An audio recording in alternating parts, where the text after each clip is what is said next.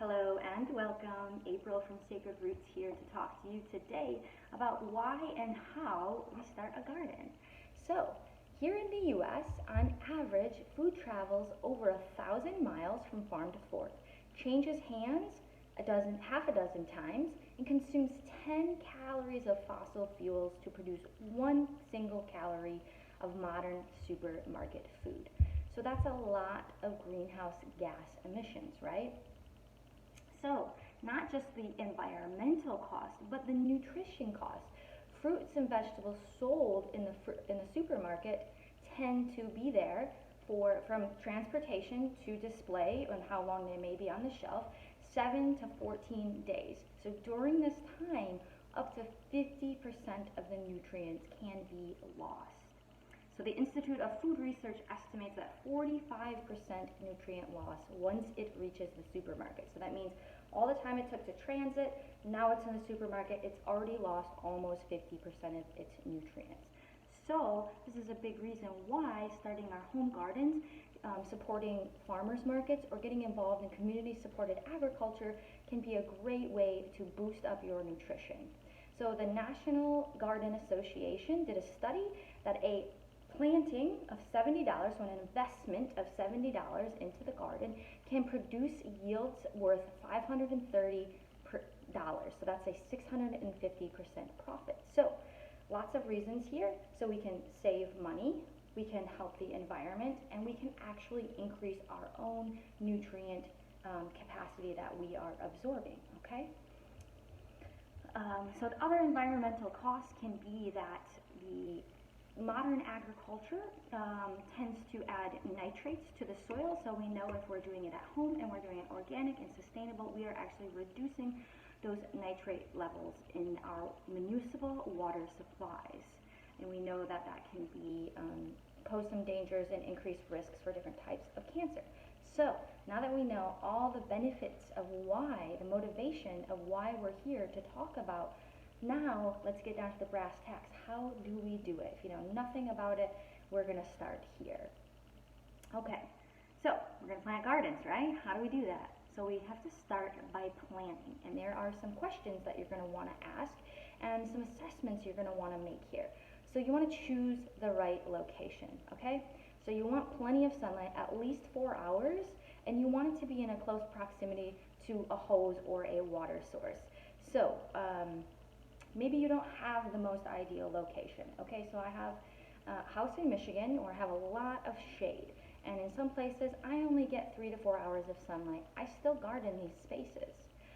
Near trees, also not ideal because the trees can kind of steal nutrients from what we're putting in the soil, but I still have a garden there. I just don't get as much yield as I would in a more ideal location. So it doesn't mean that you can't have a garden if you don't have the perfect space with the perfect amount of sunlight, okay? So we'll start planting, right? So we want to select crops. So you want to decide what you want to grow, okay? So typically, this might be based on what you want to, you typically eat, but maybe if we're beginners, we want to start with really easy crops, so as not to scare ourselves away or convince ourselves we can't do it. Let's start with very easy crops. So these easy crops are going to be tomatoes, cucumbers, summer squash and winter squash, beans and corn and kale. So those are some really easy ones. So we want to prepare our soil. So once we've identified our location that we're going to have this, we want to start preparing our soil. So if it's sod, we typically want to either remove the sod or turn the soil. So you can do this with a rototiller, of course, and you can rent rototillers at a lot of different stores, including Home Depot. But you can also do these things by hand, okay? If you don't want to use the gas and you really want to be a purist, you can use different things like a hoe. You can use a digging shovel. You can use a broad fork. There are ways to do this depending on how hard you want to work. I actually use a rototiller. That's my friend. It's very helpful. It saves a lot of energy. All right, so we want to prepare the soil.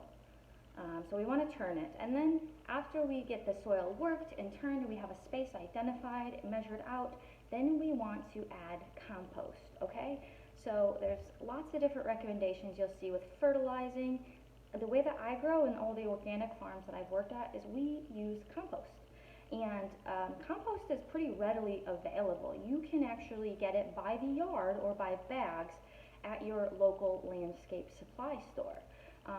In the mid-Michigan area, we have a great resource called Dairy Do. Really excellent stuff, great for the garden. If you have any access to manure, so horse manure, cow manure from the neighboring farms, usually people are very willing to give this up, whatever piles or heaps they have. We were doing some gardening in the east side of Lansing. We had a couple relationships with different local farms, and it's just about communication, making friends with our neighbors, and utilizing that resource, and the resource that they're giving to us, oftentimes they're very glad to see somebody use that and not to see it go to waste and not for it to pile up in their space, right? Okay, so once we get this all done, we've got our space prepared, we've got compost, we've selected the crops that we want to use. We want to prepare our seeds or transplants.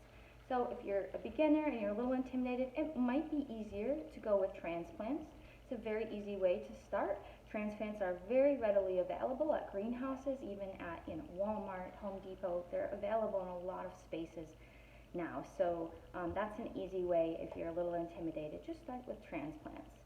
But if you do want to start with your seeds, which is very exciting, I highly recommend it, we want to select when the planting date or the seeding date is for that crop so that we can set it out in the soil when it's ready. So there are some calculators online, and I'll post the link for that. And these calculators can help you decide how many seeds to plant, how much space you want for how much harvest you want. It's going to help you know when to seed, when to plant things in the soil. So these websites are very helpful with these calculators, and I will definitely share those. And then after we figure this all out, we're going to plant, right? So again, the calculators that I'll provide is going to help you with knowing how far apart to plant them. Do you want single rows? Do you want alternating rows? And it can help you with that. So when we're talking about our row spacing, there's two different ways to do it here. You can do single row crops, so a row of crop, then an aisle away for you to walk, and then a row of crop, and that's kind of what traditionally our field crops look like in the major field crop production, like the rows of corn, right? So an aisle between every one. The way that I like to do it, and a lot of the organic farms that I worked at to really utilize building the soil, is we work with beds. So some of the farms I worked at was about 3 feet wide based on how long your bed's going to be.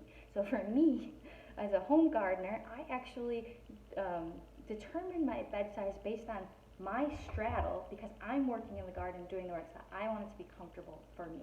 So some different considerations and personal preferences in how you want your garden to be laid out, okay? All right, so once we plant it, we're going to want to make sure we keep them watered very well. Hand watering is definitely an option. Drip irrigation is wonderful for the garden. It's a small investment, but you can use it every single year, and it is so much easier. You could just flip the switch in the morning for how many ever hours you want to leave it going, and I can send you some links for that to look at that. But hand watering in the beginning is also an option. It just takes a little bit more labor on your part to be out there every day, and there's a little bit of risk with some of the crops that don't tend to like to have their leaves wet, because it can cause increased disease or pest pressure. So those crops you're going to want to be careful to water below the leaves and on the soil, and that's going to include tomatoes, cucumbers, and squash. Okay, so once we've got them planted and they're growing, we're watering them, they're taking up the nutrients in the compost, now comes what we call weeding season, right? So we're going to want to keep an eye on the weeds, because the weeds will steal the water and nutrition from our plants, so very important. And if you keep up on them, it's easier in the long run than if you let them get really large and drop seeds. For every weed that we let go to seed, that's 1,000 more seeds in the soil. So a really good tool that I like to use in weeding the garden is called a Hula Hoe or a shuffle hoe, and this just saves my back. I'm not bent over, but I'm able to use a tool that makes it a little bit easier on me.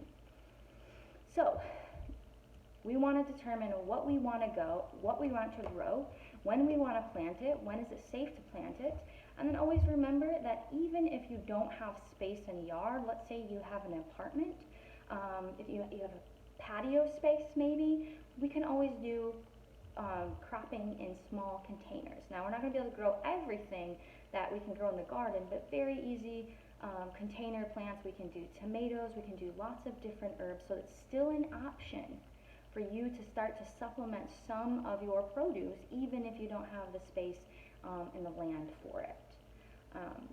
So when setting up the size of our garden, we really want to think about, is this going to be a small kitchen garden just to supplement, or do we want to be fully self-reliant? How many people are we feeding? Are we planning to eat all the food fresh, or are we going to plan to preserve it? A lot of us get really excited and we plant all these tomatoes, and then we realize we really can't keep up with them. And so it might be beneficial to decide in the beginning how many we're going to grow, and then if we just get really excited, then we might have to figure out a preservation method, which can also be very fun. Okay, so again, starting with easy crops like tomatoes, cucumbers, squash, watermelon, beans, kale, dill. Okay, so if you want to grow from seed, this is where we're going to talk about getting seed trays. These are readily available at the store. They have 4-pack cells. They also have some really nice ones from one of the websites I use is Greenhouse Megastore. They have really nice seed packs there. And you want to use a very high quality soil, okay? This is going to be very important. And again, very readily available. Make sure that you're getting a seed starting mix. Make sure it does not have fertilizer in it. If you're starting seeds, we don't want fertilizers. Fertilizer will not allow the seeds to grow because they will actually burn them. And then if you're growing seeds, producing your own transplants, it's also a good idea to have a fertilizer that you can use in that transplant stage before it goes into the ground and gains the nutrients from the compost. I prefer to use a fish fertilizer. It's natural. It's relatively inexpensive. You can even get it at Walmart. Okay.